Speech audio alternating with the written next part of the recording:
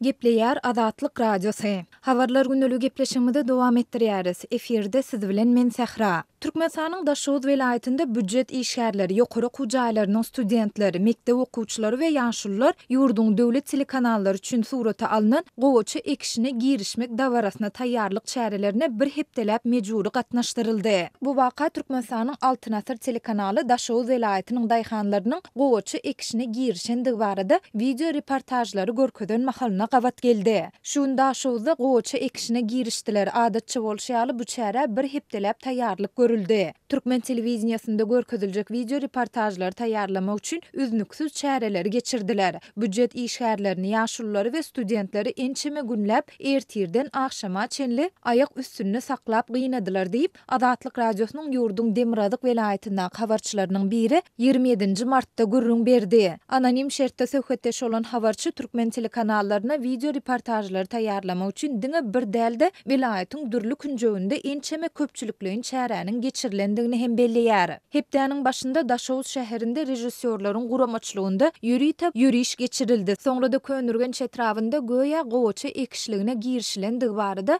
dawara geçirildi. Bularyň ählisi Türkmen telekanallarynyň işgärleri tarapyndan tutuş hepde suraty düşürildi diýip habarçy aýtdy. Türkmenistanda gowaça ekiş mewsümine dawaraly ýagdaýda girişilip, owa hojalyk tehnikalarynyň, gurallarynyň aýratynlyklary görkezilýär we ýaşullar ak pata berip topragy ilkinji tohumlary taşlaýarlar. Bu çäre döwlet eýçiligindäki telekanallarda döwlet durmuşynda möhüm waka hökmünde görkezilýär. 27 martda Altyn Asr döwlet telekanaly ýurduň Demirazık welaýatynda geçirilen bu çäre barada jemi 14 minuta goloý video reportajy ilata ýetirdi. Onda ortaça 1000den gowrak adamyň, şol sanda çagalaryň, ýaşullaryň, büdjet işgärleriniň we studentleriň gatnaşmagynda welaýatyň adyndan 10 goloý böleginde dürli çärelerin geçirilendigi görkezildi. Emma resmi metbuatda bu çäreleri geçirmek üçin näçe adamyň iş, okuw ýa-da din çalyş wagtynyň sarp edilendigi, olary büdjet işgärleriniň, studentleriň we okuwçylaryň mejburi gatnaşdyrylmagy barada hiç tat aýdylmady. Türkmenistanda döwlet telekanallaryna video reportajlary taýýarlamak üçin ýurt raýatlarynyň köpçülikliň çärelere ençeme günläp käte bolsa hepdeläp gatnaşmaga mejbur edilýändigi barada Azatlyk Radiosy mundan öň hem habar beripdi. Geçen ýylyň 17 sentýabrynda Azatlygyň Daşowuzda habarçysy büdjet işgärleriniň ýurduň döwlet telekanallary üçin surata alynan ak kerwen dawarasyna taýýarlyk çärelerine bir hepdeläp mejburi gatnaşdyrylýandygyny gürrüň beripdi. Bu çärelere gatnaşjylaryň ençemesi hemde olary gurnoýjylaryň bir näçesi bu saparky dawaranyň Daşowuzyň taryhyndaky iň kyn, iň agyr geçen dawara çäresi bolandygyny belliýär diýip habarçy aýdypdy. Şu Daşowuz welaýatynda gowa çekmek üçin 140 000 hektar yer taýýarlanyldy. Daşowuzly paýtaçy kärenleçiler döwlet harmanyna 230 000 tonna ak altyn tawşyrmagy meýilleşdirýärler.